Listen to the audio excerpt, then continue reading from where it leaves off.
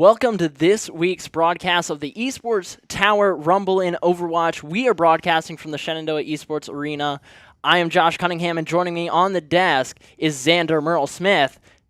To kick things off tonight, we're actually going to be wrapping up round number 1 of the Esports Tower Rumble here in the Summer Invitational, as well as kick off round number 2. But before that, we have our third place match of the Scorpions and Vipers from round number 1. Xander, you ready for this? I'm so ready for this. I mean, first off, I want to give a big thanks to our friends over at Boise State for covering all the action of the grand finals last week. But now we've got the third place match. The two teams that were defeated there in the semifinals that didn't quite get their shot at the grand final glory, but still have something to play for here in that third place finish here in round number 1. And I'm excited to watch these two teams. I mean, Scorpions versus Vipers.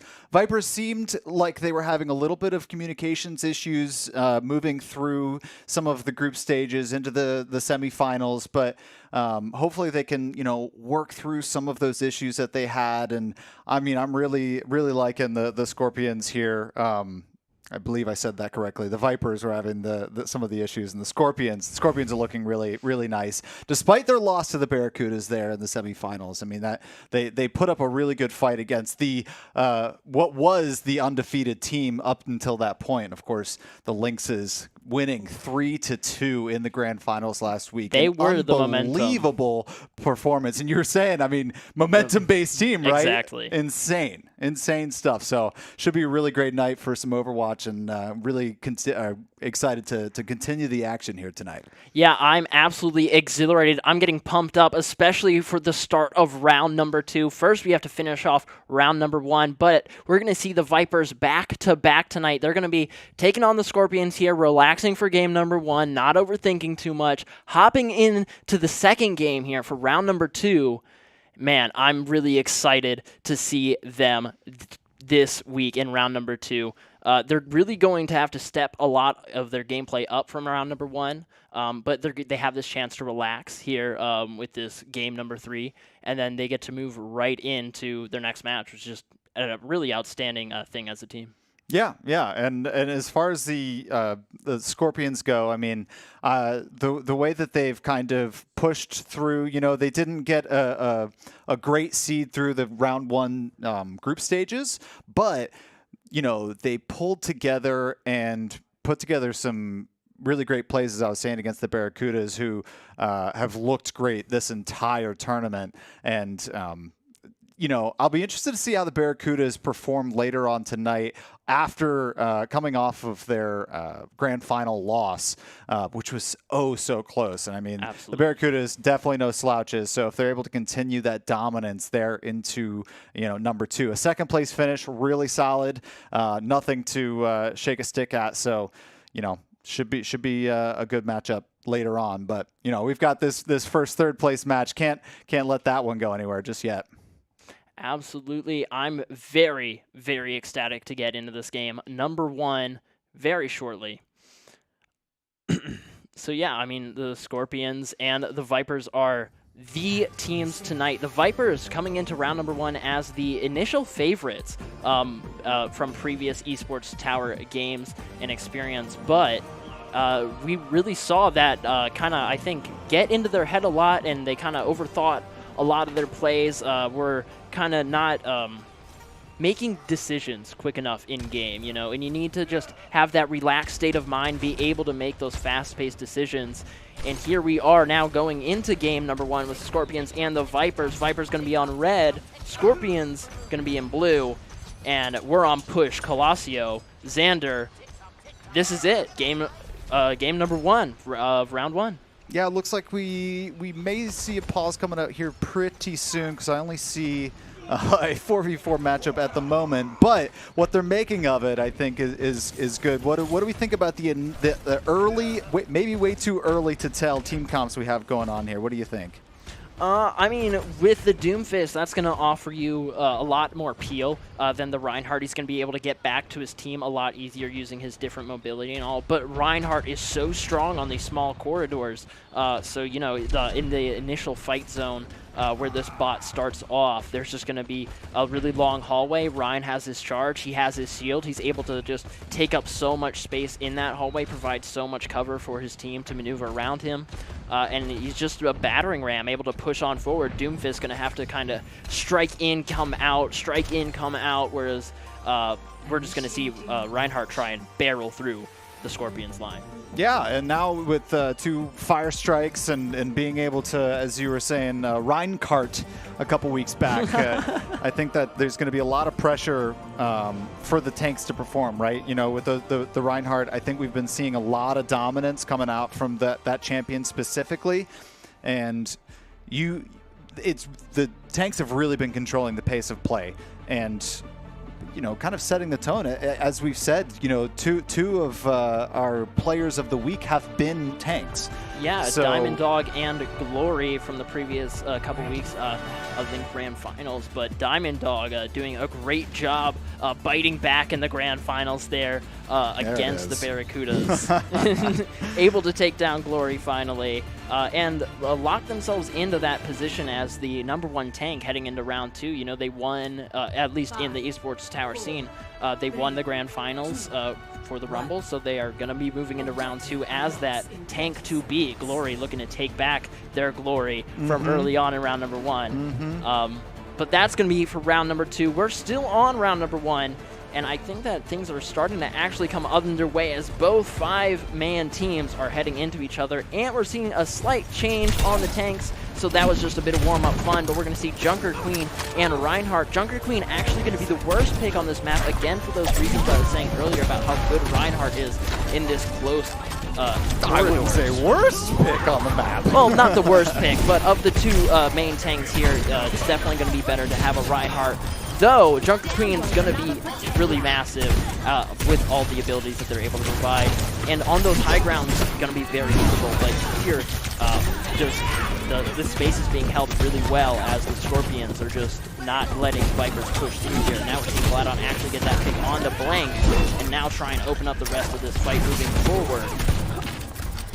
Yeah, and actually, I don't know if you noticed, but Niwa was one of the first players to go down from the Scorpions in that early fight. So, I mean, that says something right there as far as a Reinhardt pick. Maybe just getting a little bit too maybe overextended there early on, you know. So the champ pick doesn't necessarily always, you know, make the gameplay itself, and it shows right there. So they kind of were down early on in that fight, and we're going to see obviously this pause come out. They're probably just sorting out some maybe connectivity issues or something. We'll wait for that to come up in just a moment. But yeah, early reactions to those team comps. What are you thinking as far as, you know, the supports? We talked about the tanks. Who are you looking for to see from a DPS or support based off of playing around those specific tanks? Really, we're going to see, I think, a lot of Genji. Genji's just really good in Overwatch 2 right now. So we're going to see a lot of them played, as well as Sojourn. Sojourn with the mobility is just going to be absolutely massive.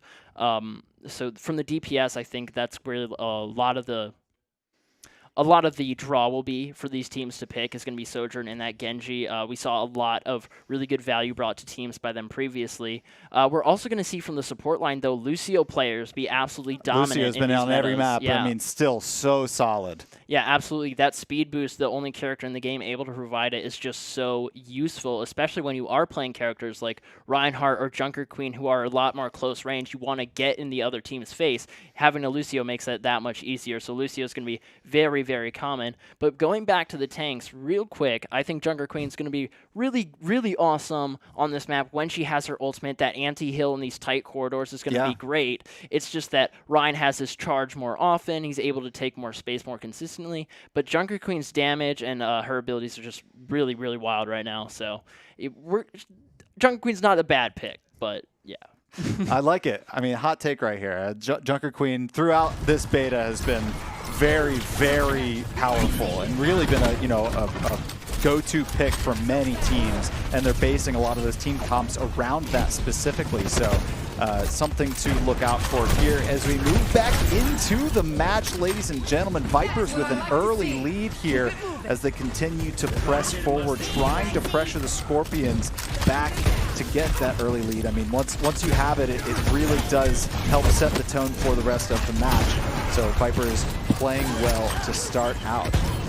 Yeah, absolutely. We're going to also see Blank using that Junkrat, which is going to be really good for when we're in the tight corridors, but when you're on this high ground, that Junkrat pick is just not going to do a whole lot for you.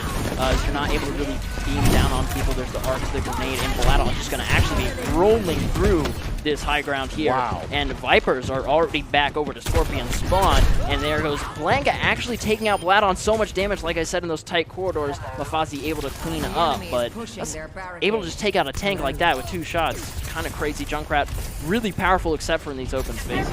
Yeah, and Scorpion's not quite making it to that that fresh checkpoint for new spawns, as you indicated on your above and top middle. They need to make it all the way to that little marker there. So just going down and not quite pushing the robot just far enough there, Scorpion's able to take back a lot of momentum as they will have numbers pushing forward. So here we are as we see them regain control of mid and the objective here. And you see them pushing forward quite offensively. Yeah, burning 2 ultimates there, though Beat is ready to counter Viper's 4. This is going to be a very, very intense team fight. We're probably going to see a lot of ultimates here, definitely at least one, where it's going to have to be very, very good, especially if it comes from the Scorpions. They have less overall in their ult economy. And here comes the first one. It's going to be the Shatter onto Lyric, and that opens things up as Nairo finds 2. And now we're seeing Bladon just try to hold on. There comes the second one. It's the Junk Tire. Oh, followed by a Genji Blade from the Vipers. And Genji's actually going to find 2, and that's going to bring that fight back over to the Vipers' favor. Wow, it looked like Scorpions were dominating there constantly. Favor. And yeah, Scorpions are still going to be pushing up as there's a little bit of... I got turned around there in the last bit.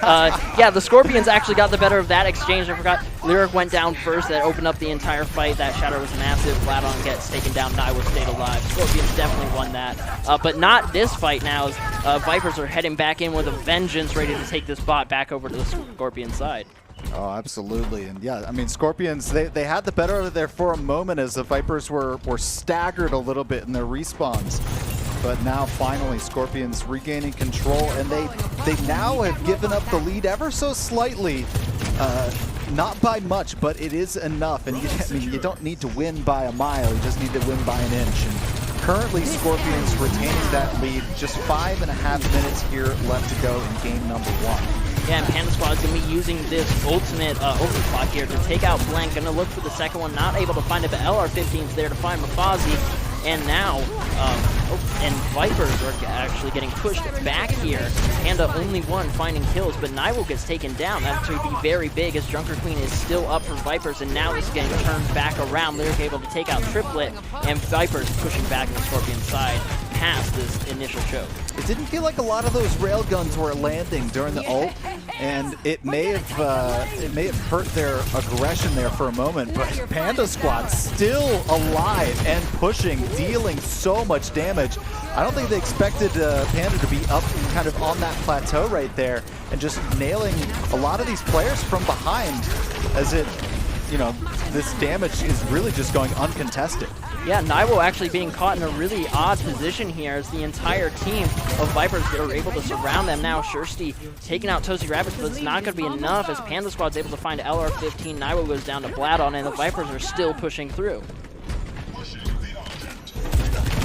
Here we continue with the Vipers as they're so close to retaking the lead, and they've done it actually here just ever so slightly, and they've crested that checkpoint, so they will get a couple closer spawns as they continue this push forward. But it's certainly not an easy task when you're this deep in enemy territory. Yeah, Bladon using that anti-heal ability, going through with the ultimate, able to charge down Shirsty now, looking for a second target before having to get back. Nairo takes out both the supports. Bladon's going to have to fight here, otherwise they're going to stagger for their team. Staggering not that bad on this new push game mode as teams just generally come back into the fight a lot faster, but Bladon just so far behind the rest of the teams, the rest of their team coming back from spawn. Yeah, Bladon was kind of put in a rough spot there, honestly. Didn't have much to do except try and stall as much as they could and put down the damage. They were kind of in a pinch. Yeah, kind of caught out in that forward position a bit too early while the rest of the team went down. Unfortunately, Naiwo was not there to challenge Flaton, so Flaton not able to get back out. But Panda turning things back around in Viper's favor, taking out Shirsty. Naiwo goes down to Mafazi, and now that bot is moving back into that central area. Overclock able to take down LR15 from Panda there. And yeah, we're seeing Toasty Rapids have his ultimate, but it's going to be the only one for the Vipers heading to the next fight, whereas the Scorpions have 3 ready to go. That Shatter is going to be looking to really open up this fight. Beat going to happen if anything comes out from the Vipers, but the Vipers have no ultimates there, so if Beat drops, Triplet got to hold on to that for this fight. QBC Tire coming out of blank. It's not going to find anyone as Mafazi's able to shoot the Tire out. Now it's up to Naiwo to really open this fight up with his ultimate. Yeah, really. I mean, in this case, there we go. The Beat dropping for Toasty. It really is when you're at that disadvantage without all the supers. It's a kind of a stall tactic to try and survive any major engagements the Scorpions are trying to make in that instance. And that is going to be the Earth Shatter as really only Bladon going down so far, and a lot of sustain. Lyric staying alive unbelievably as LR15 going down as well. I mean, what a reaction from the Vipers to sustain through a lot of those ultimates. Yeah, absolutely. We saw both of the beats happen from both sides at the same time. That was an excellent use from each of them. Just counter it, give everyone the same HP. And then Scorpions were able to win that using the Earth Shatter. But the Vipers are just doing such a good job holding this high ground outside of the Coliseum arches here that they just have to back up, and the Scorpions are not able to take this space. So Reinhardt, while he's really, really good in this tight area, as soon as he gets into this open space, his Junker Queen is just being so dominant as that main tank. Blank able to take out Toasty Rapids, and that is not looking good for the Vipers as the Scorpions are now should be able to make another push towards their spawn. Shirsty gets taken down again though by Panda Squad, and Panda Squad just putting up the numbers. Yeah, Bloodhound going to be looking for a flank here, not going with the, obviously sitting there at half health, not going to be going with the rest of the team right then, and going to try and find somebody, but you start a fight with less health than your opponent, likely, especially if you meet 2 of them, you're going to be going down. So Blank and Triplet also following LR15. Scorpions scrambling at the moment as the Vipers now gain control and begin to push forward, really. I mean, they currently have the lead, and with just 50 seconds left on the clock, the Vipers are looking like they may sneak away with a 4-meter win here if the Scorpions can't pull something out. Yeah, Panda's going to have to be very careful with these pushes. He's doing a great job coming back to the team for now, but Naiwo is very dangerous, and when he jumps on you like that, you have to be very careful. Tire comes out, and he's able to find Toasty Rapid. That's a huge opener for the Scorpions, who are now actually able to find 2 more with that mine, and Blank is popping off on the Junkrat. Vladon able to take down Shirsty, but will it be enough to keep them in this before the Scorpions just reset this fight and start pushing back onto that other side? Flaton does take out Blank and does not go down. Mafazi is able to get taken out by Triplet, and now we're going to see a potential tie as these meters come down, and this spot could be pushed into overtime. Oh my goodness, and what a pick by Blank there earlier to take down Toasty Rapids. That started the entire fight with the Tire and has led to this moment. Will the Scorpions be able to take down the Vipers against all odds here in overtime? They've got control of the objective here, deep into the Vipers territory, and they may be able to pull this one off.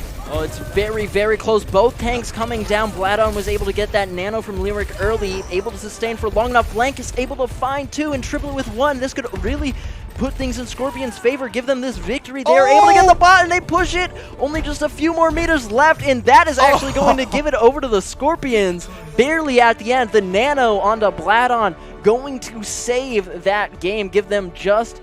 actually, the nano onto Bladon not going to be enough, almost enough to save the game, but Naiwo able to sustain around it so well and push the Scorpions to victory. Sadly able to die, and then Triplet able to come back in. That is the play of the game. It's the one that opened up the entire final team fight. I didn't realize this sort of damage happened after the fact, but that Tire to open up that fight just made everything possible. That was an unbelievable job by Blank to open that fight up. Blank opening and closing it with the 2 picks as well on the point point with Triplet finding 1.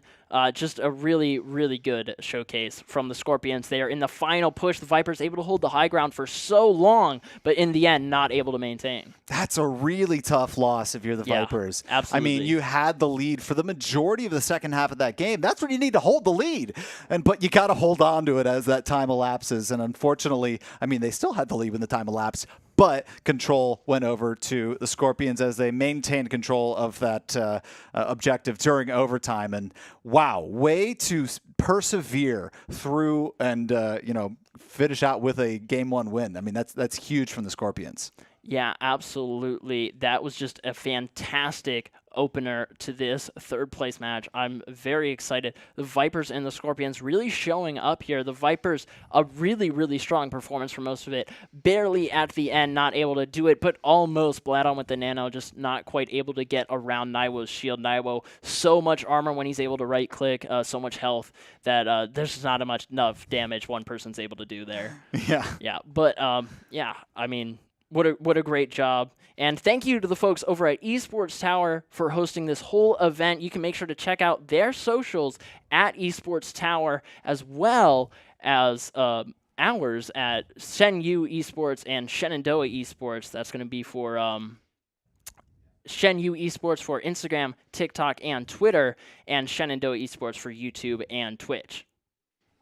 Couldn't have said it better myself. I think you have before. I don't know if I have. I usually stumble over those too, so I'm glad that you were the one to do it tonight. Appreciate you. All right. Awesome. Outstanding. But we're going to take... Actually, no, we're not. We're not taking a break yet. We're heading into map number 2 right around the corner. I'm really excited. We're heading on to the Escort game mode.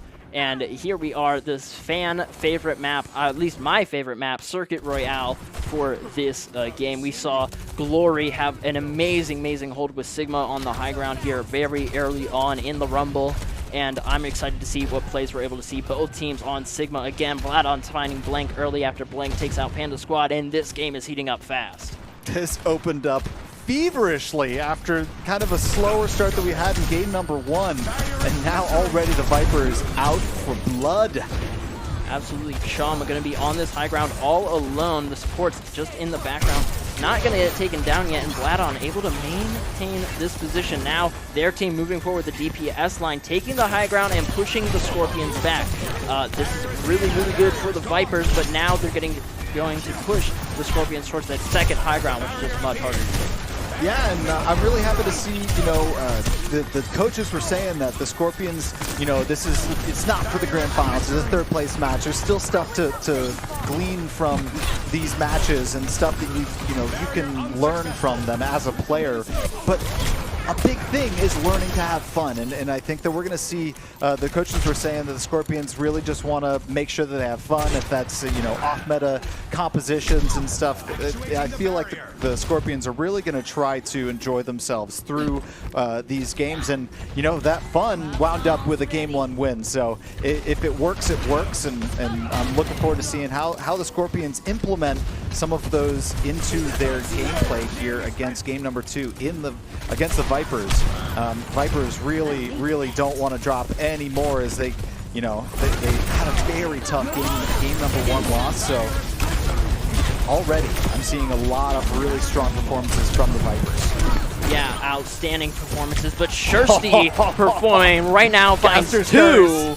And that's the Scorpions maintaining this high ground here. But I really want to take a mention of the ultimate use here. Comes the lift from Chum, going to be able to take out and win this fight. Shursty just pumping in those shots. But again, let's talk about the comps real quick before we talk about their ultimates. Absolutely. There's a slight difference in each comp here, but we're seeing them slowly start to mirror each other as Mafazi switches over onto that Hanzo. Shursty on the Ashe, they're both going to be filling that sniper role. We're seeing LR15 hop onto this Zenyatta, which is distinctly contrast from the Mercy for the Vipers. Mercy going to be able to provide a res ability, which keeps someone back, gets someone back into the fight a lot earlier. They don't have to walk back from spawn, and that can give you a huge number advantage, especially now that we're at 5v5, no longer 6v6 heading into Overwatch 2. Forward around this corner, ultimates are ready. We're going to see Overclock come up for Panda, but that anti gonna stop the push for a little bit. Triplet able to find out Mafazi, and now it's just gonna be pick for pick. There comes that res onto Mafazi. Again, just trying to maintain that value a little bit longer, and that could give the Vipers the edge they need to really be able to push and force this high ground. We have Bladon up at the top fighting Chum, and Panda coming in with the assist. Now, Overclock ready, and ultimates are starting to stack up as Bob's coming up as well as Shirsty's ultimate as well. Bob actually going to be used to maintain this point on the corner. iField going to go down from the Vipers, try and keep Bladon alive as he gets back around the corner, able to maintain, finds one on the blank, and this is opening up the fight for Vipers as the cart's rounding the first bend.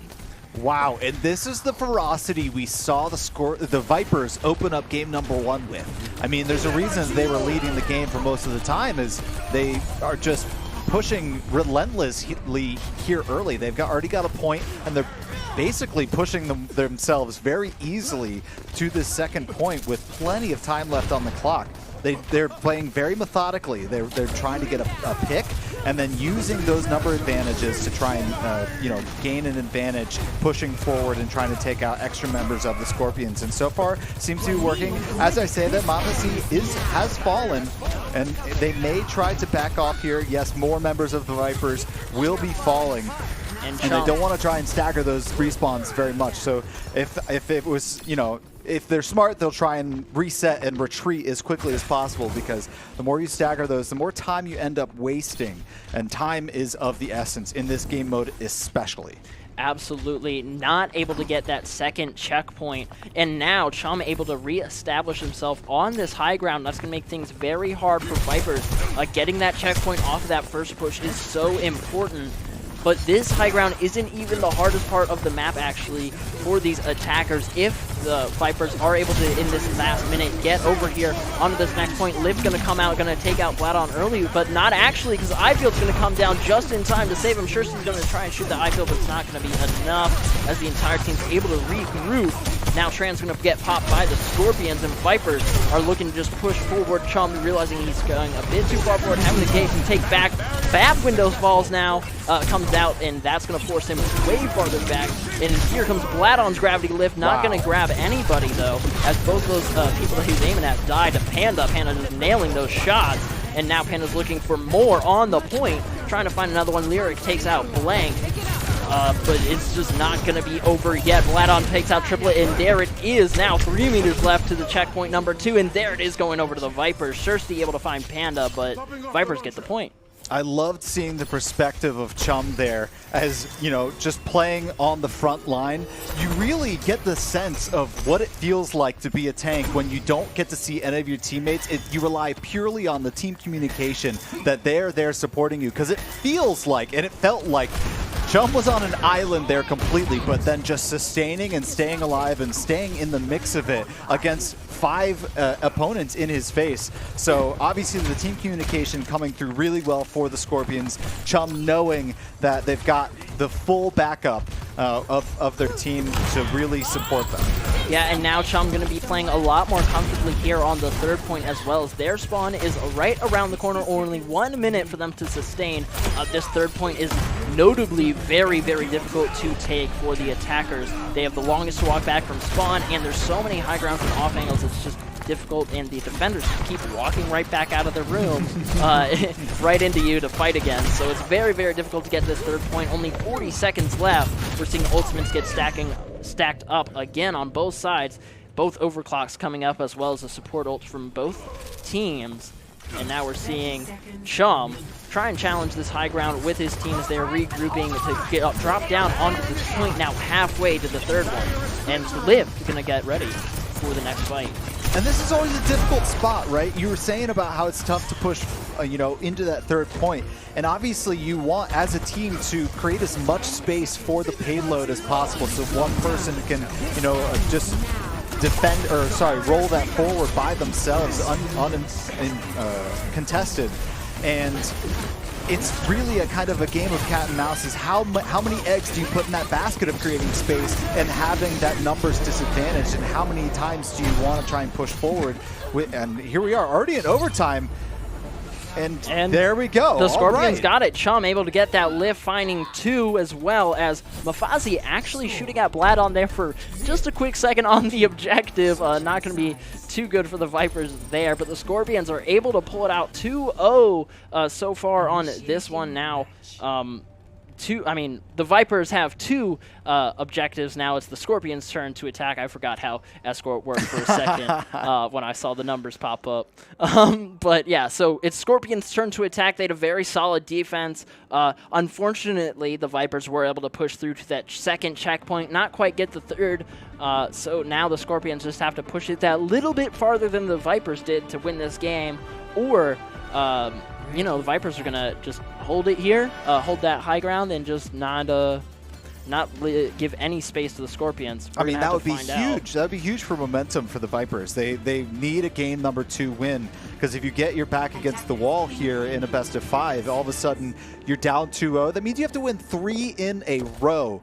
And that's a tall order for any team, especially after you've already lost 2. It takes a complete overhaul during some sort of timeout to be able to, fix some of the mistakes that you've been dealing with in game number 2. These players are more than competent enough to overcome the challenges being thrown at them by the Scorpions. And, it's 24 of the top players here at Esports Tower Overwatch invited to this tournament. So they clearly have the talent. But the Scorpions have really been giving them the business here so far. We'll see how they react in round number 2 of game number 2 on offenses. An early start here, no picks. Oh, I beg to differ. Panda Squad going down early, so early advantage going to the Scorpions as maybe they try and press this advantage a little bit further. Yeah, and Shirsty really opened that fight as we're seeing the Vipers run the double sniper pick comp.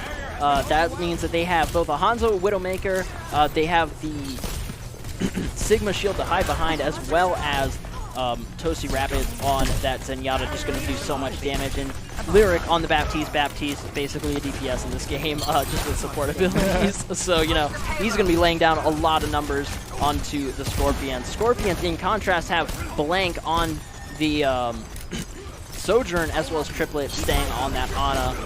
So the Scorpions just going to try and play a little bit more aggressively, use that Sojourn to get some nice off angles, but the Vipers are going to look to take out that head of Sojourn really, really fast. Chum holding this corner, trying to push forward with their team. Vladon getting separated now. Actually, not separated. Vladon pushing forward with that window behind them. That's going to be a really big for the Vipers. Now Panda Squad able to find 2 as Blank and Shirsty go down. That's the entire DPS line. Chum having to back off. He has lift, giving him a slight ult advantage. Vladon might have it though for the next fight, especially if the DPS are not able to come back soon. LR15 gets dropped, and that's another stagger onto the Scorpions from the Vipers.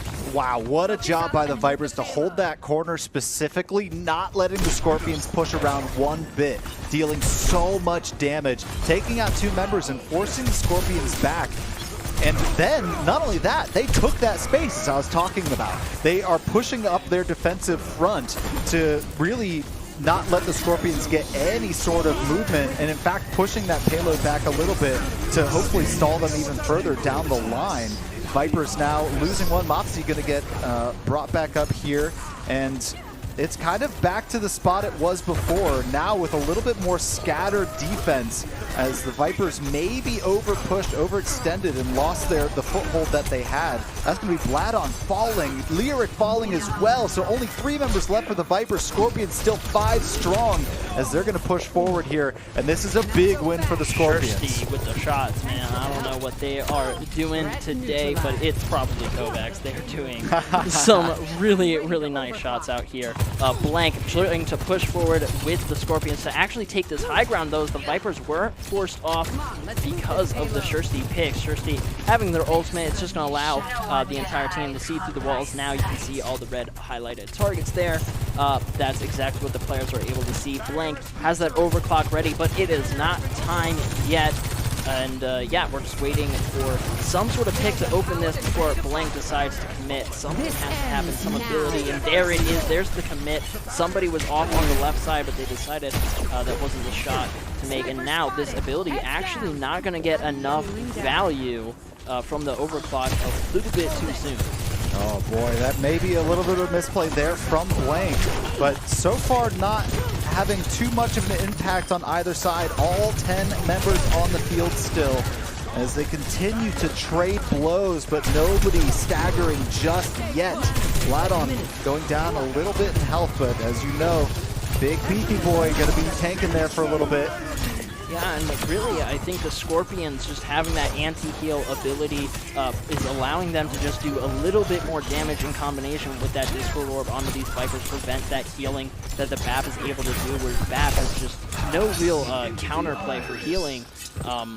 He only has the eye field, which is able to save lives. Very useful, but it's only in certain situations, whereas this Ana, I think, is just getting so much more value out of that anti-healing.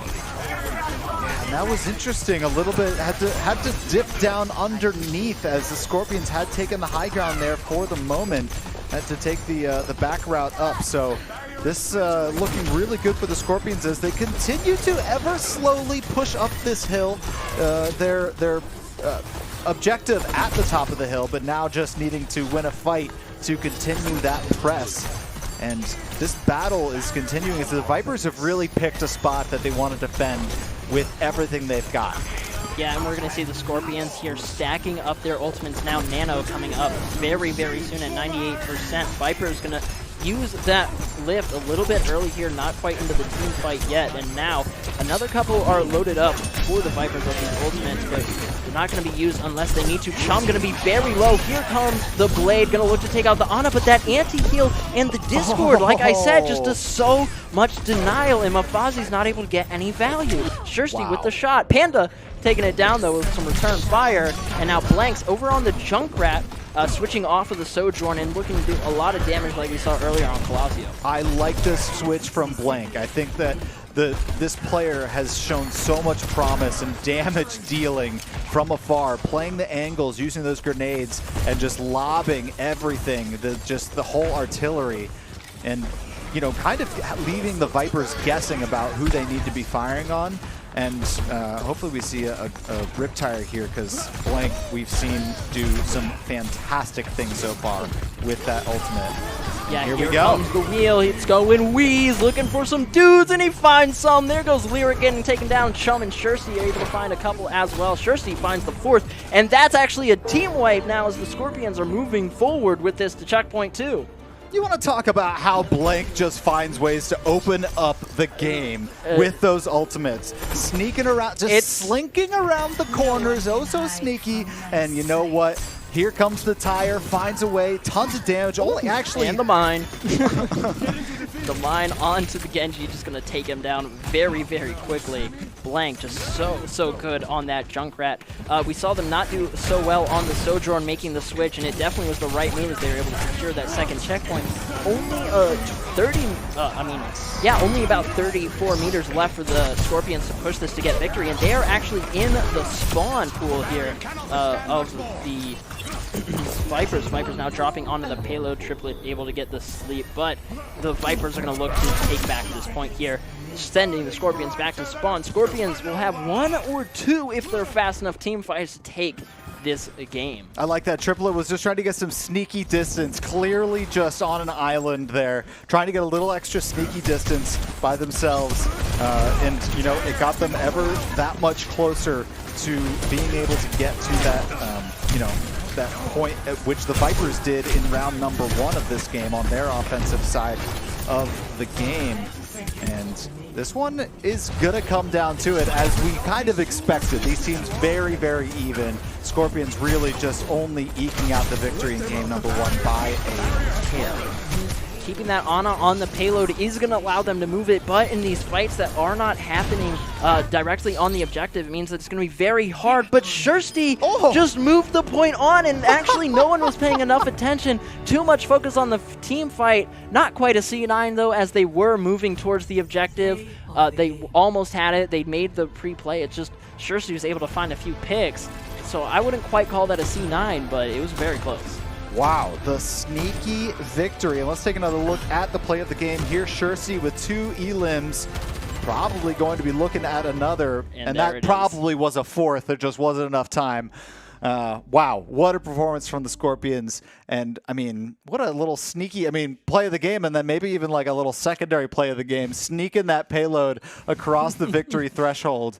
Wow. Yeah. Shursty coming up huge on DPS there to lay down the hammer and go up 2-0 here. Yeah, closing the game and opening it again, being the one on the payload and finding that first pick to open things off on map number 2. Now we're going to be heading into map number 3 shortly, but it looks like it's going to be Eichenwald for the hybrid, and that's going to be a really fun Eichenwald, as I've said previously, one of my favorite maps in the game. I'm really excited to see what comps come out. Are we going to continue to see Sigma? Are we going to see Reinhardt? Are we going to see Junker Queen come back here on Eichenwald?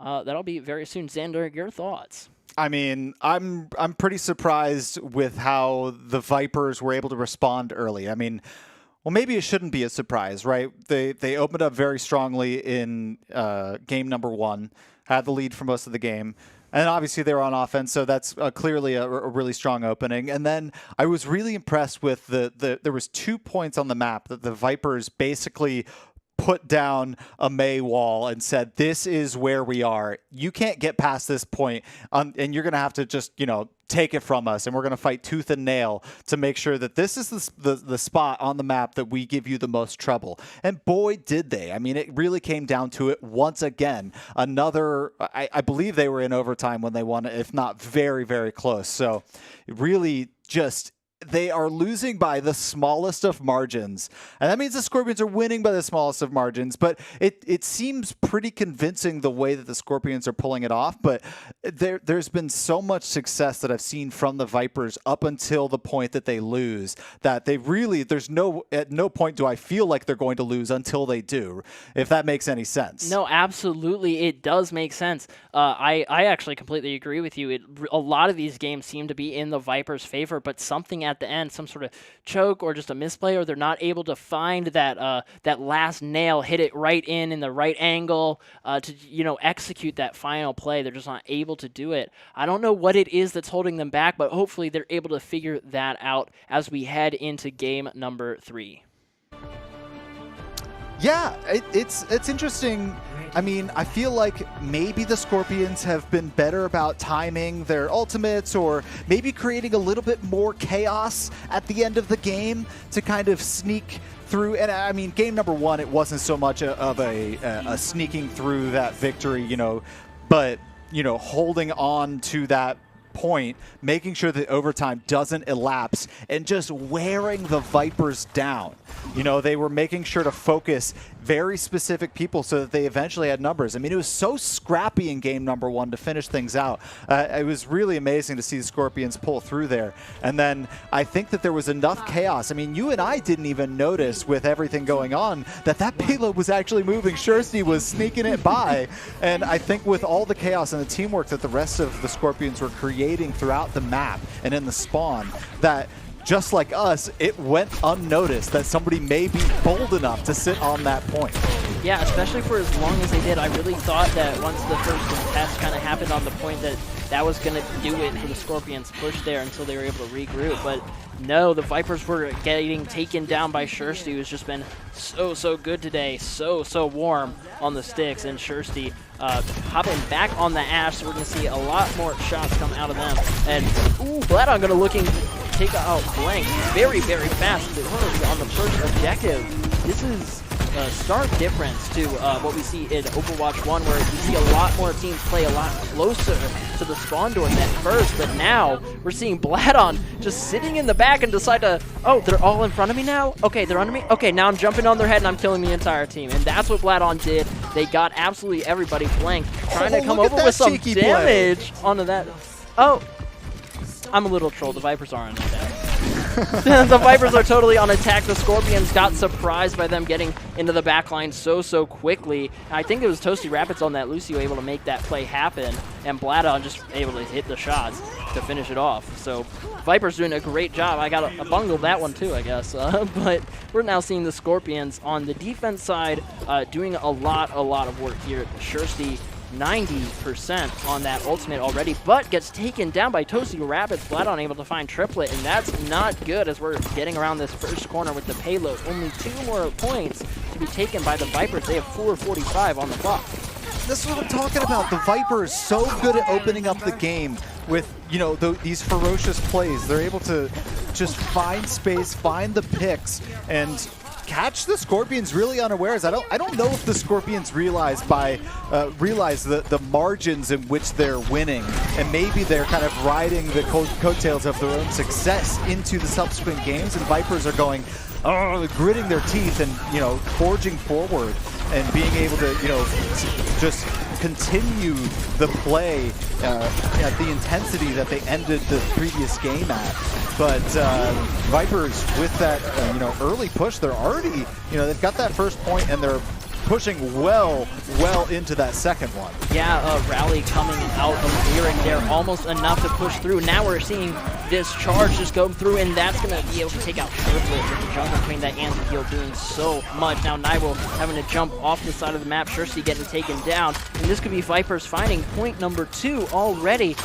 Again, Lyric with that push onto in the top ground did so much work. It wasn't quite enough to get what they wanted, but the Scorpions pushed forward a little bit too much, and that high ground the Vipers were able to capitalize. Now the Scorpions back just in time to defend this point. 3 minutes on the clock for the Vipers though, and they're almost back over this other side. Melee coming out of Vladon and just doing so much damage in this front line.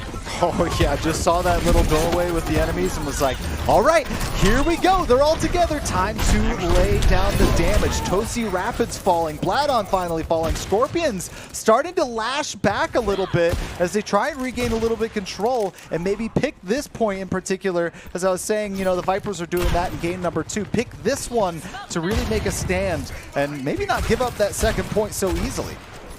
Yeah, the Scorpions, though, just actually LR15 using that Transcendence to counter Vladon's push there might have cost them this next fight, as they're not going to have any defensive ults, only Naiwo's Shatter to shut down Vipers, who have 2 DPS ults ready. Naiwo charging in, going to be looking for the Shatter, not going to see the opportunity yet, decide to pull back, wait for that opportunity. He has to get this right. We're seeing Genji use his blade, and he goes back over into the other side now. Anti-heals flying off, Vladon able to take out Triplet. Mafazi finds Shirsty, Naiwo able to take out Lyric before finding Vladon's fist to the face, and now we're seeing Panda jump over onto LR15, and LR15 is going to get taken down by Toasty Rapids. And this is very, very fast on this high ground. Vipers coming out on top, though, as they now have 3 people back on that payload, pushing it towards that second point. Recontest comes out of the Scorpions, though, as their spawn doors are right there. I love that play from the Vipers there, kind of drawing Naiwo into that room and everybody backing out, and then just exploding out into that tower. You know, it kind of seemed like the Scorpions had that intimidation factor with, you know, maybe knowing Naiwo had that ultimate and they were giving that respect, but then using that, maybe that overextension to just overtake the Scorpions on that high ground and gain the advantage here, as they are so close here to this second point. I don't know how close they actually are, as Naiwo in that one team fight used his last ult in the last team fight and built up another one already. So Naiwo is feeling it right now. He did have a nano to help him do a lot of damage to stay alive in order to build that ult, but man, he got it back already, and Scorpions have their ult economy back up and are ready to defend point number 2 here. 1 minute left, and they have held for 4 minutes here, almost on this second door. This is a really astounding defensive hold that the Scorpions have put up here kind of late into this round, as it really felt like the Vipers were going to continue to roll, especially after that previous team fight, but they barely got anything from it. Yeah, Naiwo, though, able to just maintain this space on the point. The Vipers not finding the pick that they need to open this up. And Lyric just going to be so out of position there in the spawn doors. Naiwo just able to lay down the hammer. And Vipers just getting sent back to spawn again. Rapids having that beat. Panda able to find LR15. This could be a big opener as that Zen's gone, but he's going to be back from spawn very quickly. They have to explode onto this, and it's just not going to happen as Panda gets taken down by Shirsty. There's still a lifetime, 10 seconds, and all they need to do to extend this round is stay on that point. But if they can't gain positional advantage here on the Scorpions, and the Vipers are going to be dead in the water, and that's a huge shatter. The beat! Oh, I can't believe it. Gosh, the back and forth. To their death. Lyric going down, and the Scorpions may hold here as Mafasi, Toasty Rapids all fall as well. It's down to Bladon and Panda Squad. Otherwise, they're going to be stuck here after such a dominant early game. There it is, Scorpions with the team kill. LR15 and Naiwo finding the picks, but such a good play there. We saw the beat fly out of the Vipers as the Shatter flew out. Just really, really good ebb and flow in that last moment, and really shows what the game is about. We saw it multiple times. These teams are very much on the same level as each other, but the Scorpions are able to just win out these fights and just... They just explode back. You know what I think happened? Really I think the Scorpions, right before this series, they went and they watched Galaxy Quest. And you know what that is? The tagline from that, never give up, never surrender. And that's what they seem to be doing. Even against all odds, they've pulled out game 1, game 2, and now on the front door of gaining extra time and letting the Vipers get that second point, they hold despite losing a team fight so close. They somehow regain their strength and their positioning and are able to pull it off and hold them to just that 1 point. Now it is very deep, but it's still, I mean, you take this first point, you push up, and if you're able to, that's such a attainable distance for the offense from the Scorpions to be able to get to, that the Vipers probably sweating a little bit at this point, the fact that they weren't able to extend that round a little bit further. Yeah, I mean, Naiwo just started to really, really feel it on the Reinhardt, I think. He was able to get that ultimate back in one fight. He definitely noticed that as soon. He's like, oh, I just have my ultimate back. I just used this. I'm going to use this again. And he had a lot of fun with it. I mean, that Naiwo just really starting to feel himself on that Reinhardt character. And, yeah, the triplet on the Ana just doing so good with these nanos, able to add so much more sustain onto that tank. Bladon, though, able to find Sure very early, and that's massive for the Vipers on this defense, as they have to hold here. They can't let the same fast take that they were able to get over on the Scorpions happen to them.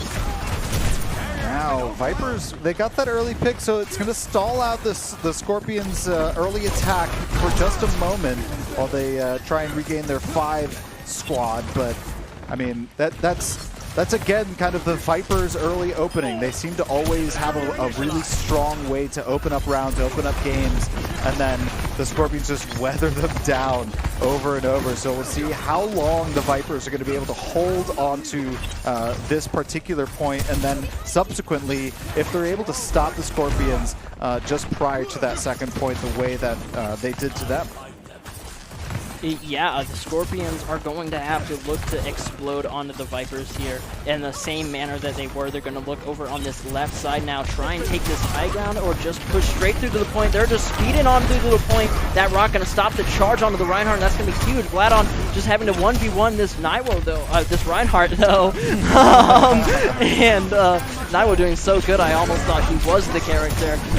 But Naiwo actually able to take it here. Bladon just getting forced back. Blank finds Lyric after taking out that eye field, and man, that was just really, really good push from the Scorpions. Their ability use just won them that. I think they were able to take the space, and the Vipers just had no real option to retake it. Yeah, then they're going to continue to roll here through this first door. They're not going to try and get caught up in any of these funnels that some of the, really when the Scorpions were defending, they were able to utilize that for a while. But yeah, the Scorpions really, really strong opening here. Triplet falling, however, but going to be paired with traded out with a Lyric. Hard fall indeed, yeah.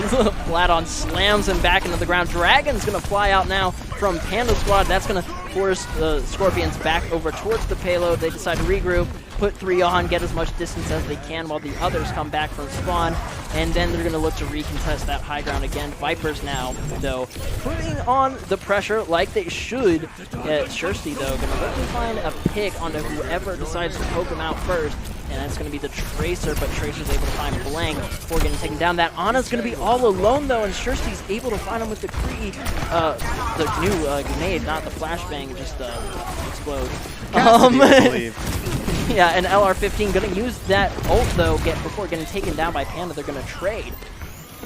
And Scorpions looking very good without even taking the high ground, just moving the payload from underneath and completely moving around the Viper. Shursty finds one. going to be looking for the Tracer. Not able to do it, though. Mafazi has the movement and is able to get around to the back there, although very, very low, but takes out Naiwo as well, and Mafazi's popping off on this point, keeping Vipers in the game. Bladon almost getting goofed off by that Lucio. Not going to be enough. Lucio having to leave. LR15 trying to get out as well. That rock's going to not quite hit, and that could be just what LR15 needed to stay in this fight. But no, Panda finds the shot that is needed, and that sends LR15 back, staggering the Scorpions just a little bit longer. I really like this pick from Shirsty because a lot of these fights here in this particular part of the map, very open, right? And you get the perfectly timed Deadeye to just maybe get a really solid pick. I think that opens up really great options for your squad. So I'm looking forward to seeing the Scorpions do that. But before that happens, Blank is going to be falling, and Triplet almost going down as well. But this is an absolute chaos down in this lower room of the castle. Yeah, we're seeing the Nano come out onto Bladon, who's just trying to spam as much damage in this lower room as possible. There's just so much going on that... Oh, Naiwo actually gets slept now. Bladon trying to isolate the fight here with the shield, stop the supports from healing. Naiwo gets taken out by Lyric. It worked. That opens things up for the Vipers to stay in this. 2 minutes on the clock for the Scorpions. They have plenty of time. They're very close to where they need to push this payload. We've seen them do it before in the last match. But the Vipers are looking very strong. Now 2 ultimates, one able to even defend against Naiwo's Earthshatter if he lays it down. Dragons as well on Panda Squad. And this could be the team fight that ends the game if Scorpions are successful. The Vipers are looking to stay in it as so much happens right there. A rock flies out as well as Dragons are able to take out Naiwo. Now Blank just having to cheeky! take... Ooh. The sneaky move! Can this do it again? Let's be really quiet while this maybe happens. Oh, gets spotted out by the Tracer.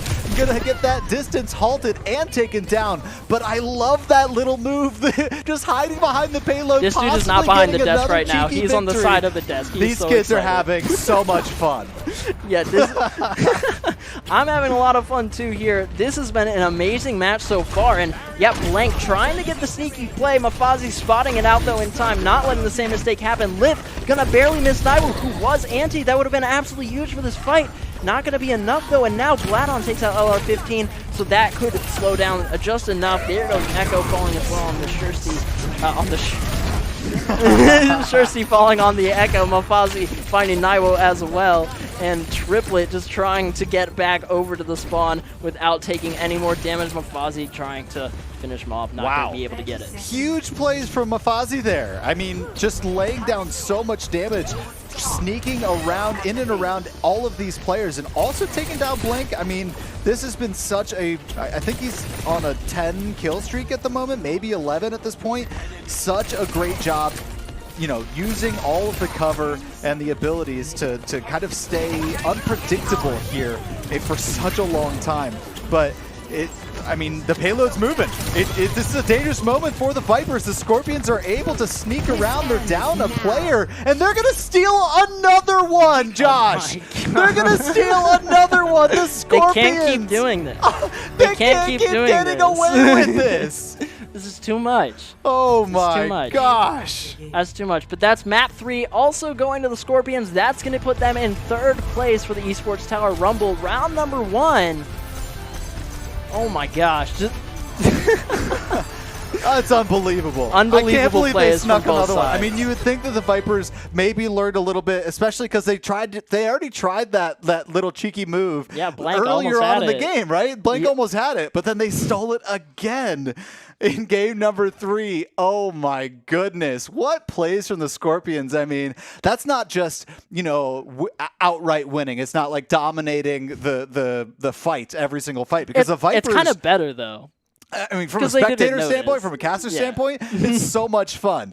But it's utilizing everything that you have on the playing field. And if you've got distractions and team fights, and maybe the 2 or 3 players feel like an entire team at some other point of the map, distracting the Vipers, and you can maybe sneak 1 or 2 onto the point. I mean, what a way to utilize every piece of what they have available to them. And the Vipers, you know, just kind of get caught unawares there a couple times, and that maybe comes down to that communication that the coaches were telling us a little bit about how those are some of the things they need to work on, and you know, through the group stages and the playoffs here from the tournament number one. And thank you guys so much for joining us for the round number one. We're going to dive into round number two here shortly.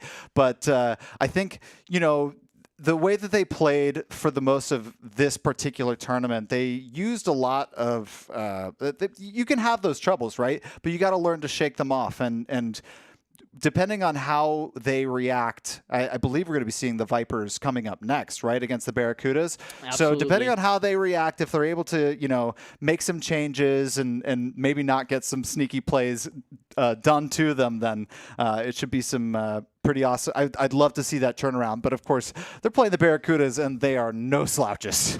Yeah, absolutely. The Barracudas were so dominant in round number one, running it through the entire bracket almost undefeated until they came across the Lynx again for the second time, and the Lynx were able to just kind of open things up really well. The Barracudas fought back, but then the Lynx were able to put that coffin in the grand finals. But, man, the Scorpions barely coming out on top in each game, but it was enough every time. And the Vipers, I think they definitely relaxed a lot more this game. We saw them have way better team play overall, I think, than in the previous games. They definitely coming in as fan favorites. I do not know them personally, may have had an ego about this. I definitely would have if I was the fan favorite going into this tournament. But, you got to get humbled sometimes, and I think that's what happened here in round one. I'm excited to see, though, how much more power they're able to gain for round number two. Absolutely. After that humbling experience. Absolutely. Well, the Scorpions clearly had fun. I had fun. I know you did. I definitely had fun. I mean, what a amazing third place match that we got to witness here. But wow, I'm excited for round number two. So am I, and that will be coming right at you after this break.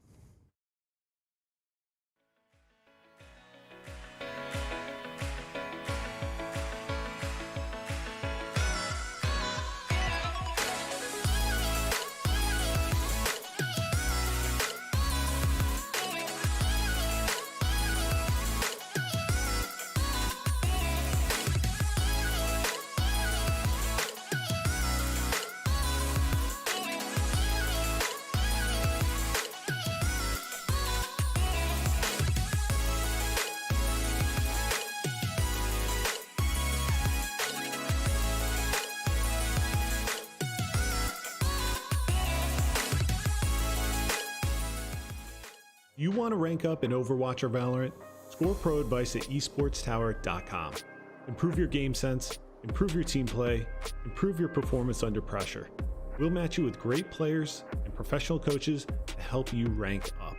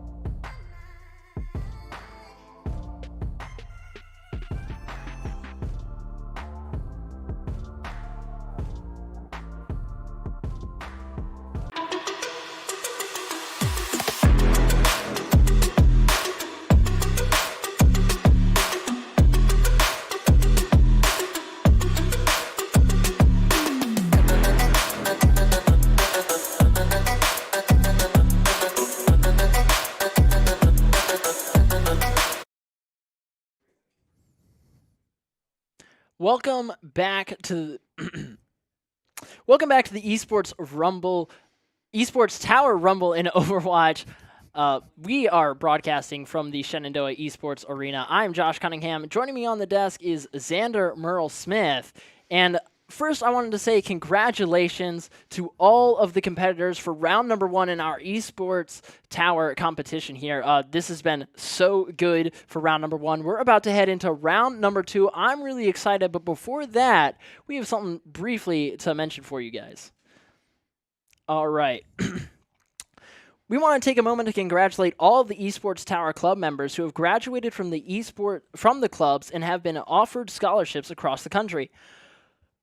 Over the last 3 months, Esports Tower Club members have received over $3.1 million in scholarship awards. These students have not only worked hard on their in-game play, but worked hard academically and have earned these scholarship opportunities. The players on this list are talented, hardworking, driven, and we could not be more excited and proud to see all the opportunities these players have and are going to continue to get.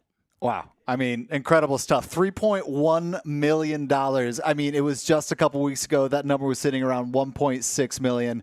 And the fact that it is nearly doubled is, you can't say enough about what esportstower.com is doing for these students. I mean, to be able to give them those sorts of opportunities at the next level, incredible stuff. Yeah, and that obviously has to show some sort of level of competency in the coaching and everything else as well. If these players are able to get this much value out of this program, I mean, I don't know why you wouldn't want to give it a shot if you're definitely in the age group. So yeah, Esports Tower scholarships, and you can. 3.1. And you can. There's 2-week free trial for anybody wanting to check it out. I mean, you get weekly game matches, the Rumbles, you get coaching, you get VOD reviews, you get all sorts of support to bring your game to the next level across a multitude of games. So check out esportstower.com. They're doing incredible stuff over there. So if you're in high school, you won't want to miss it. Yeah, but that's enough about our good friends over at Esports Tower. Now we're going to look at the competition that we have tonight. The competition. The Vipers and the Barracudas now as we kick off round number 2. Oh, you know the Barracudas are hungry after going down to the Lynxes in Game 5 of the Grand Finals. After cruising through the group stages, cruising through the semifinals, and then falling just short of that first-place finish, you know that they are out for blood and want to continue all the success that they found earlier on in round number 1. Going into this second tournament, I mean, you know that with the way that the Vipers have had to, they've fallen just short against the Scorpions multiple times here tonight. And it's so tough. And they've got to find a way to regroup quickly, I might add, and find a way to now turn it around and face what we, for most of round 1, saw as the number 1 seed. Yeah, that really was what the idea was going into it, but the Vipers just had a bit of struggles in that round number 1. But now it is round number 2, and they are facing the Barracudas again, who are coming off of a loss. That could be a big momentum reset. The Vipers obviously coming off of a loss as well, but it was for third place. Do they care that much? I don't know. I'm not them. They might care. They might care a ton. They might care a ton. I mean, they were fighting tooth and nail there for most of those. You know, they definitely care a ton. I watched the game. I have to know they care a ton. They never relented. It really was just stolen away by the Scorpions' outplays there. Yeah. You know what? My bad, Vipers, for saying that. I was just wrong there. I apologize, and that wasn't very cool of me. All right, but we're going to be heading into Colosio for this, and now it's the Vipers and Barracudas yet again. Will we see similar comps, or will they change things up? Bladon really liked that Junker Queen previously. Will they stick with it? We're seeing one ball move around the map here, and that is really interesting. Ooh, sneaky, sneaky. It's Glory on the Wrecking Ball, and we're going to see Judge on. Actually, Judge going to be filling in for Bladon here in this game as that main tank, hopping over onto the Reinhardt now. So that's a really, really interesting change. I love to see that, though. You know, when you can't necessarily make gameplay changes, maybe make a couple roster changes to see if you can solve some of the issues that you're having earlier on. And I like to see Judge stepping in and trying to fill those shoes from Bladon. Bladon clearly had a lot of success for the Vipers throughout most of those games that we just watched, and hopefully Judge will be able to really bring that same sort of intensity that we saw from the tank line just earlier. Yeah, but we're seeing some fan favorites come back from round number 1 in the Barracudas as Glory's hopping onto that wrecking ball, and the Big Dream is on the Pharah now with the Justice heading into the backline. Just going to be booping on over into the backline. Finds none except Glory's there with the follow-up on the grapple hook to find Lyric. Avian as well, able to take him down. For Mafazi, Glory finds Panda, and Doomfist finds Judge. Gambler gets the res on Big Dream, and Big Dream's back in this fight as the Vipers are being sent back to spawn. Big picks there from the Barracudas, as the Vipers will have to take the time to respawn, and Barracudas are going to try and create that space. You can see 2 of them just trying to get some damage down earlier on before they actually step into a main engagement. And wow, the ball just rolling through. Talk about disruption all the way up on that bridge, laying down some mines to really, kind of take up some of that space, distract them a little bit. They were sitting there shooting those mines so they didn't die to those. And all that while, they were not shooting the Barracudas, pushing up that objective. So a really nice play, and I'm loving how much fun it seems Glory is having so far. Yeah, and Big Dream's going to be having a lot of fun, as every time they've been taken down from the sky, Gambler's just there to save their life, bring them back on with that Pharmacy comp. Mafazi's going to get dropped by the Big Dream, and this wall is now pushing forward towards the first point in favor of the Barracudas. Let's talk a little bit for a second, though, about the Barracudas comp, as they are running the ball. I'm not sure if this is the first time we've seen this in this competition, but I'm pretty sure it is. I think with the few times that we've seen the ball, it has been an early, maybe feeling out, maybe cheese pick, and then they've swapped off of it. This is the first sustained time that we've seen any tanks holding on to sitting on that particular champion, and I mean, wow, it is just creating havoc on the game field here. Yeah, but not enough, as both the supports are actually going to be taken down from the Barracudas and getting sent back to the spawn. Now Vipers moving the wall over towards the other side, and we have this Lucio just kind of keeping the team back, as a couple people up in the front are just scouting out in the front here, trying to find where these people are. Avian jumps into the back, though, with this Nano Blade, with just the blade, gonna find the eye field, but Judge gonna take out Avian. Judge, that hard counter on that Genji with that monkey. Big Dream finding some with that Justice, but Lyric just doing so much damage on that Baptiste, able to get those shots off. Now, yeah, that was a really nice reaction from Toasty Rapids, dropping the beat right when the blade was coming through. I mean, it allowed their players to stay alive for that particular engagement, and now pushing forward and really close to being able to overtake the lead, as a lot of the Barracudas are really just getting pushed back consistently here. But as I say that, Toasty Rapids, Lyric both falling to the Big Dream, and more now. Judge going down. This is a huge play for the Barracudas to try and retake a little bit of this momentum. That's a fourth, almost the entire team killed now, as the Barracudas are walking back towards the other side of the map now. Vipers back on that defensive side. Yeah, what we're really seeing from Glory here is just trying to get these early hits, followed up by Avian and the Big Dream, and Big Dream's just doing so much damage. But when they get taken out early and Mercy's not there with the res yet, it is very, very bad for the Barracudas. They're relying a lot on this far to do so much damage. That Anti gonna take out Panda in combination with the Big Dream's rockets. Glory gonna be able to just get the follow-up there.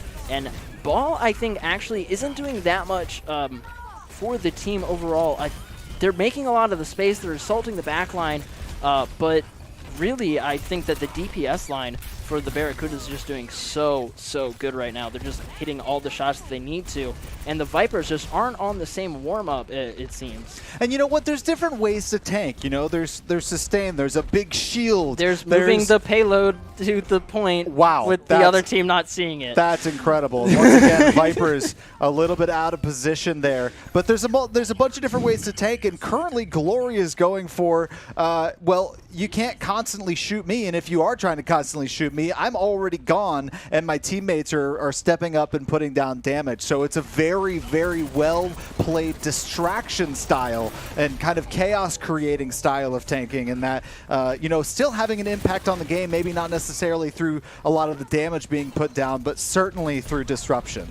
Yeah, and here's some more disruption as those mines come out. He's on the back line. Glory trying to make something happen. Damage going out, and the rest of Barracudas just explode onto the point. We're seeing the Big Dream get the damage off. There goes Panda down, and Glory really showing why he's on this ball in this fight. There's both supports taken down. And yeah, I spoke too soon. That was completely started by Glory, and now Glory going to be the one finishing off all of these kills. Rightly so.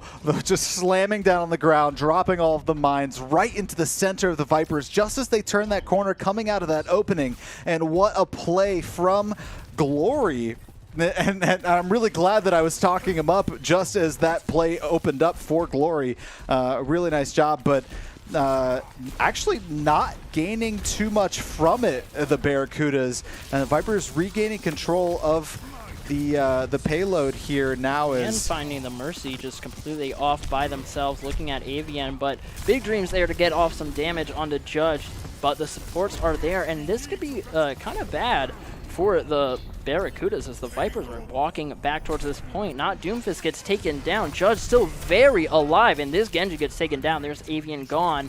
Now it's up to the Big Dream on the DPS. Able to find Mafazi. That could open things up really well, but Judge is laying down some damage. There's no real hit scan from the Vipers to take this person out that's just flying through the air, except for Panda Squad. Panda not going to be there just yet now. 1 HP for Panda. This could be really close. The only hope to take out Big Dream right now, especially now that this Ana is gone. There comes the Nano as well, and what a shot from the Big Dream on a Panda is flying away. Now Nano and Justice, Nano running out. Justice you ready better get though. out of here. Lucio gotta run. Lucio with the moves, he's barely getting out of there, but Big Dream not quite letting it, I don't know what I'm saying. A little bit of an overextension there. Pretty early, Toasty Rapids able to escape, but, maybe just a bit of a scouting run, and then almost paying the price for it as the Big Dream was on the tail end of a huge play and was ready to do the chasing down, but Toasty Rapids sneaking away.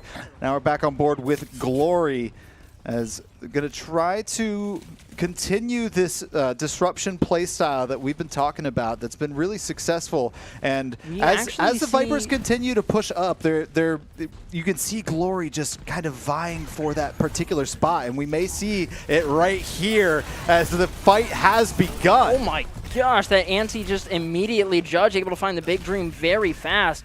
Not enough damage after the Big Dream got taken out, and the Vipers have a really good chance with that main DPS kind of gone now, only having to take out the Genji next. As most of the damage from Barracuda is just not on the field anymore. Glory just contesting this point before getting back. Avian's back over here on the field now. Gambler gets taken down from Barracuda's. Big Dream coming back in, though, already back down to so low HP. And the Vipers are pushing through under the high ground now with the wall, and this could give them that first point. And it's going to come at a perfect time. 55 seconds left on the clock. If they're able to get just a little bit more, they will not only get that point, but they'll also get the lead. But now, all of a sudden, Panda Squad and Toasty Rapids falling. Glory barely staying alive, but it's enough, going to continue to roll, and I mean it quite literally, through the Vipers.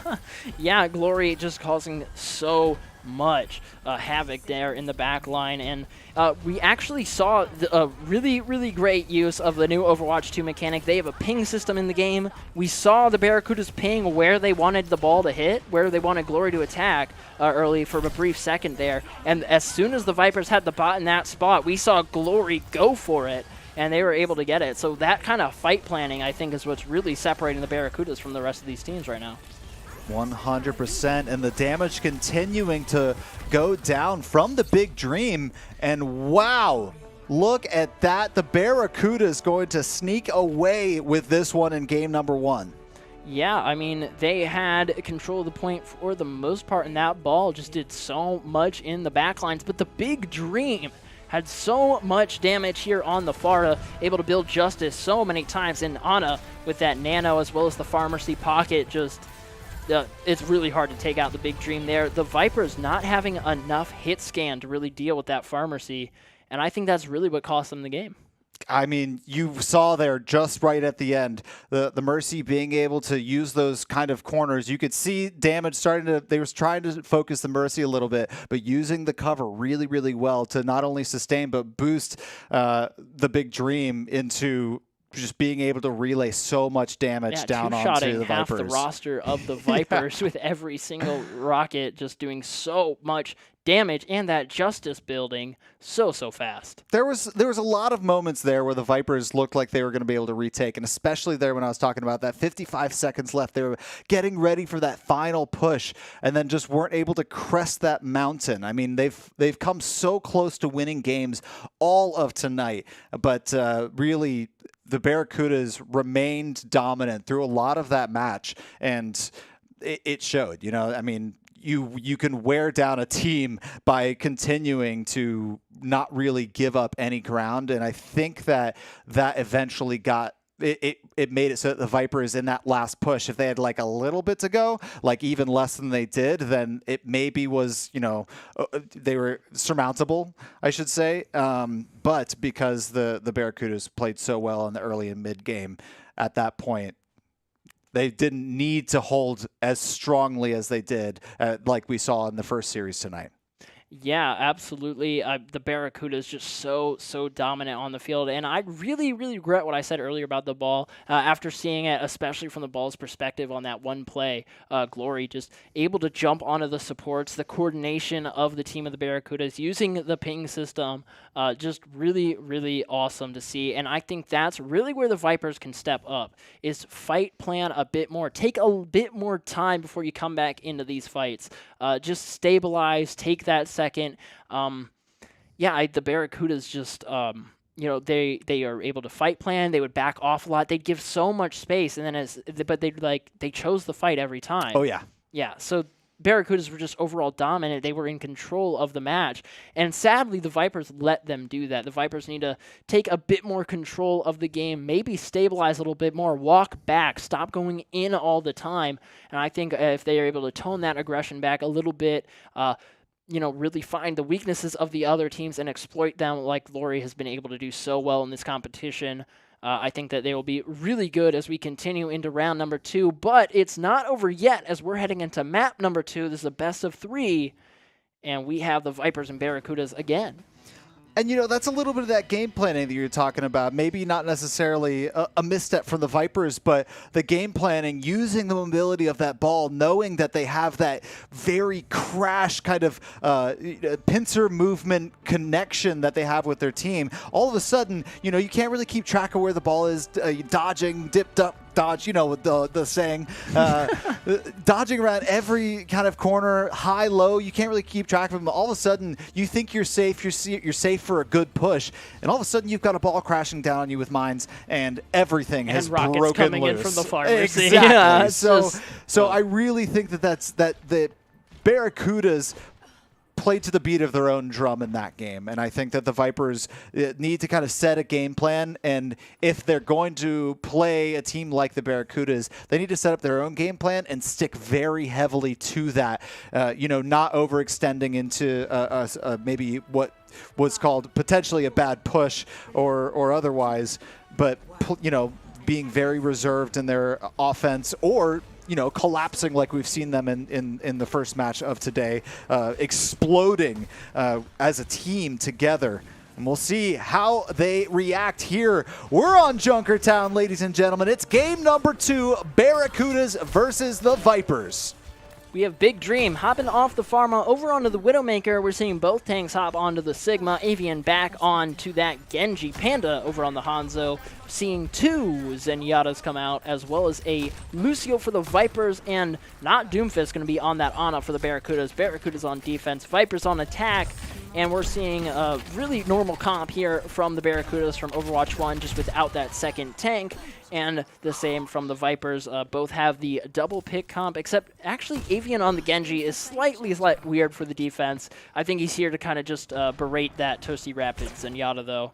just kind of get him really nice and annoyed for the rest of the competition. And you know what? A play like that can work as long as you know what your role is. If it is just annoy a single player of the other team and you can get them into that kind of, off-put mindset, then your job is done. Also, we're going to see Mafazi switch over to the Tracer off the Widow, not finding the angles or the sight lines that they needed to really open up this attack, deciding the Tracer might give them a little bit more value, counter that support push. And Panda with their shot onto the Big Dream. Lyric taking out Avian. This opens things up for the Vipers, who are now pushing around the first corner, but Glory finds Panda, not Doomfist takes out Lyric. Bladon back on the field, finding Gambler, and Glory having to back off a little bit here, fighting Mafazi. Mafazi not going to flash, and that's going to actually throw Glory off slightly. And what's your perspective on this? The Vipers have another opportunity on offense to set the tone, really, get to a certain distance and set the tone for what the Barracudas need to do to respond. You already got stopped at the edge of, a couple of different points through games 2 and 3, and then had the Scorpions overtake your particular distance twice. So if you're in a situation now to set the tone for the game, would you prefer to be on defense first if you're the Vipers, or do you want to step back into the ring and set that bar? It looks like the Vipers want to set the bar. They have 4 minutes on the clock as they're wrapping through point number 1 around this second corner now. And they're taking a ton of space. The Vipers are coming out aggressive on this map. They know that they need to show off some really good stuff here in round number 2. Round number 1 was not for them. Round number 2 could be theirs, though, if they're able to just work out a few of these teamwork kinks, plan out these fight a little bit more, and just overall get in a nice groove of things, relax a little bit, and just, have a bit more fun and loosely play like Glory does. And I think that they will just be really, really powerful here on the field. Avian hopping onto that Blade, though, going to take out Blade on, and Gambler going to find Panda Squad. Glory finding Lyric. And this is going to be this team fight going into the Barracudas, maintaining on defense, but very close to that second checkpoint. 3 minutes on the clock for the Vipers. And they get a little bit of opportunity to push this point back just a hair, maybe getting it to a spot perhaps that they prefer to defend. They can't push it back too far, but maybe just enough before the Vipers flood back in. 2 ults to their name, 2 more close and on the way. Mafasi getting close to that one. And Barracudas, they've got 2 of their own, so this is going to be maybe a little bit more of the neutral game. Maybe nobody trying to really gain a supreme controlling hand of this particular fight with use of those, but remains to be seen. Big Dream on the Bastion, already at 50% towards that ult. Again, he's going to have that new ultimate, no longer going to be in the tank mode, have the artillery strike. Lift coming out of Glory. That's going to do so much, but there's just enough healing with the Transcendence coming out of Toasty Rabbits. Keep the Vipers alive, but they're getting forced into a really bad spot here, and now the Barracudas are just taking them down. Wow. Glory just pummeling down through that stairwell, and that's going to be a team kill for the Barracudas, stopping the Vipers in their tracks. 150 on the clock. The Vipers have to do something to get through this point. Glory not going to have his ultimate, but even he did so much damage in that room after the lift, he's already back at 40%. So close, and I'm really excited to see this Bastion artillery come through, because we haven't really gotten to see much of that up until this point here in this Esports Tower Invitational, but you can see the damage using these catwalks and laying down so much damage. Wow, Mafasi falling. Gambler going to get traded out. Panda Squad and Toasty Rapids getting pretty close, but they're going to be able to stay alive. Mafasi falling. So it is a very even fight back and forth. Not Doomfist almost falling. The Nano actually going to save the Big Dream there and open up this fight for a comeback as the Vipers are getting taken down. I don't know what killed Bladon there, but something did. And now we're just going to see Bastion walking on to Lyric here. Lyric trying to stay alive, but Bastion just doing so much damage here. Big Dream pumping out the space for his team, pumping out the damage, and man, not Doomfist with the Nano, really opening up that fight for Big Dream to open things up. And I really like the changes they made to Bastion, being able to move in that minigun form. Obviously reduced movement speed, I think about 30% movement speed, but still being able, you're not just setting up, right? You're not just a stationary target, and the Big Dream obviously making a big impact as a result. Yeah, and there's 2 more kills going out, and here is the artillery strike looking for that Zenyatta. All 3 not actually going to hit. Here's the 3rd one, going to look for it on to Glory, onto Bladon, not going to quite hit it. It's a long time on that projectile fall.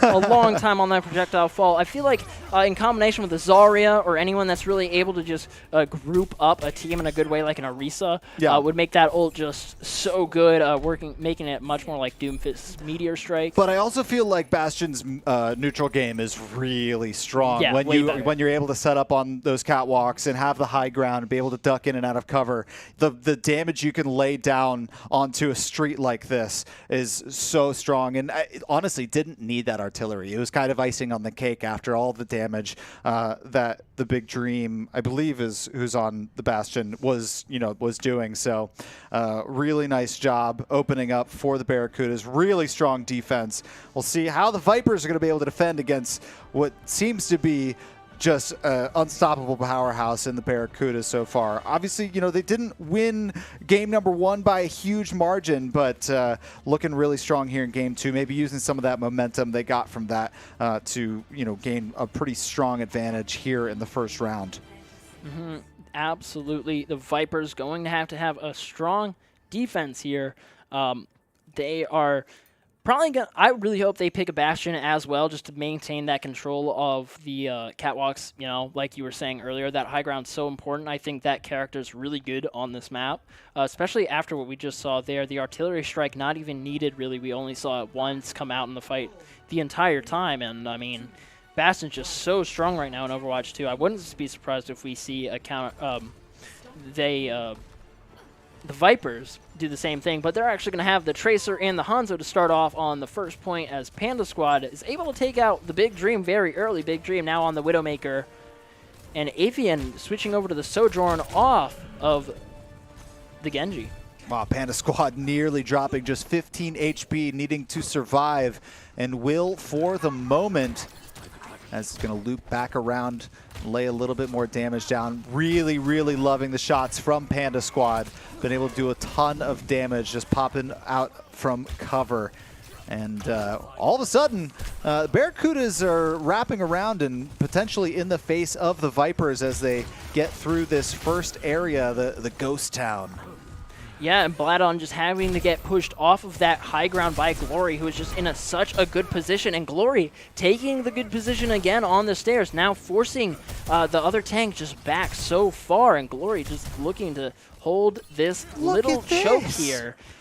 Basically by themselves, the rest of the team's moving, the supports are there. That staircase so powerful for Sigma here on this map.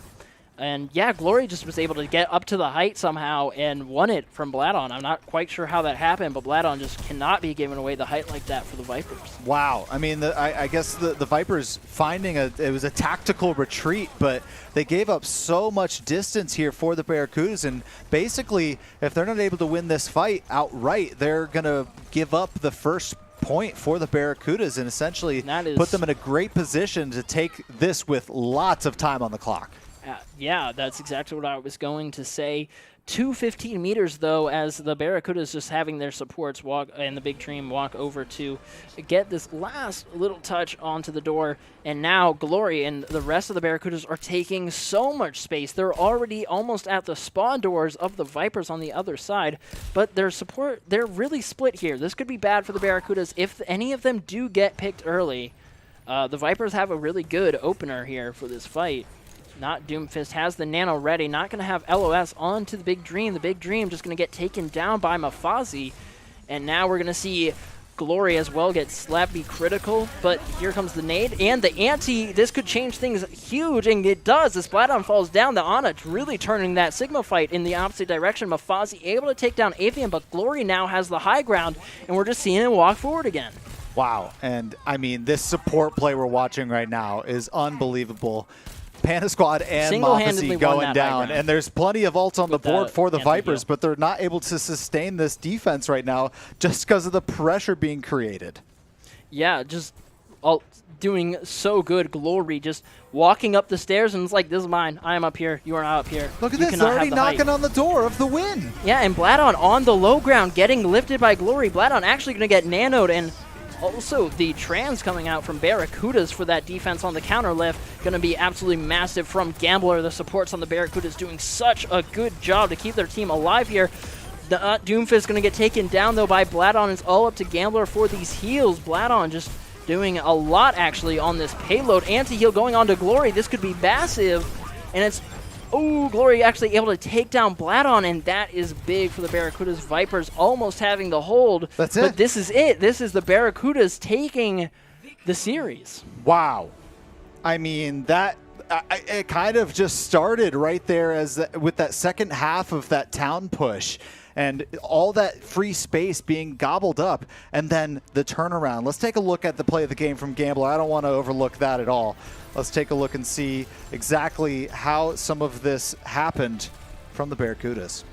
Yeah, Gambler on the Zenyatta doing some damage, and I think what's happening here is those Discord orbs are just feeding so much damage into that Zenyatta for that play, just hitting it on every single target before they go down, just getting so much value out of the Zen. I think overall just stronger composition picks coming out from the Barracudas overall. We saw the ball with the pharmacy, which we never see in OW1, but in Overwatch 2, especially on Colossio, it was really awesome to watch. Super effective. Super easy to plan fights around the high grounds, and as long as Big Dream didn't get taken down, he's taken 2 with him. So I think that was just really great gameplay from the Barracudas. Especially on the first map, and they really set the tone for the match, and I think the Vipers just were not able to step up to the pace. I mean, it was through and through great decision-making from the Barracudas, from deciding the team comp to deciding what to do with that team comp. They had a game plan and they stuck with it. As you were saying, the pharmacy, and then also with the ball in game number 1, I thought that was so disruptive. And obviously, I don't want to brush over the other final 2 members of that team, but it's so impactful from those 3 players that it almost didn't matter what those other 2 were doing. I'm sure they were very supportive, but the most impactful for me, and obviously the flashiest part of it, was the slams and the rockets. And wow. I mean, Barracuda is really, really opening up round number 2 in some kind of way.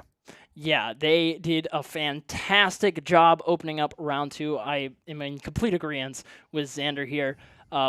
Vipers looking strong still. I think that they had a much stronger end to round 1, and round 2, unfortunately, they just weren't able to stay on track with the Barracudas. Barracudas so dominant.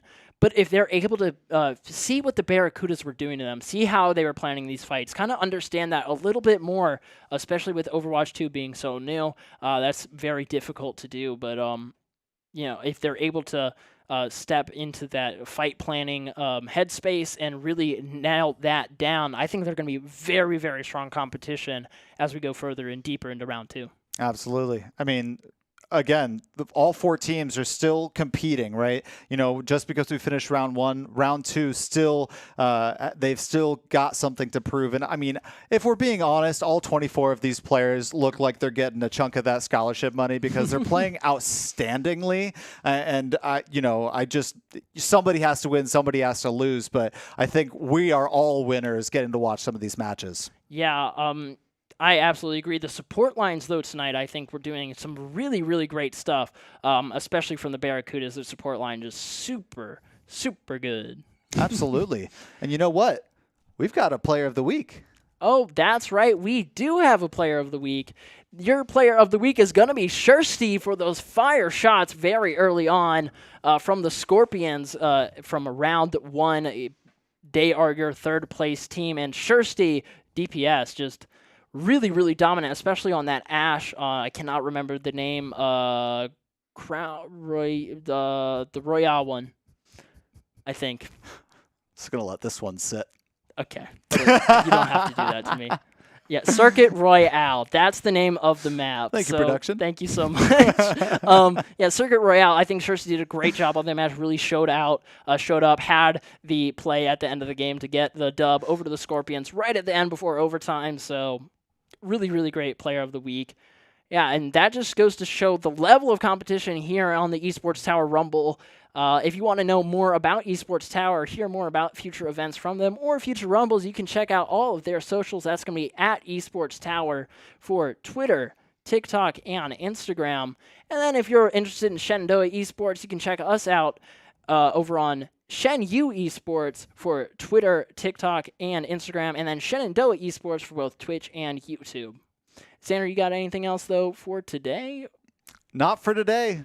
I believe I have spoken my piece, and what a day of competition. All right, well, I have one final message real quick here from the Esports Tower. Congratulations to all of our teams on a fantastic round 1 in the Esports Tower Summer Invitational. Thank you so much for coming out. And stay tuned next week for round 2 as we get deeper into this competition. The Vipers looking to turn things up a notch yet again. Unfortunately, not finding the success they wanted in round 1. But round 2 is a really good chance to turn things around. Barracuda is looking to keep the momentum the same. However, they want to have a different grand finals finish this time. Haven't seen the Lynx yet, but I'm sure they're feeling good for next week. And the Scorpions definitely feeling great after that performance earlier tonight. Absolutely. The Scorpions, that was such a blast to watch. Unfortunately, the Vipers had a tough week, but it's how you bounce back. It's how you react to the adversity that they face here today. So I'm looking forward to seeing them in the future. Yeah, but I think that's going to do it for us from Shenandoah Esports and Esports Tower. I've been Josh Cunningham, and joining me has been Xander Merle Smith, and now I'm going to do my sign-off dance.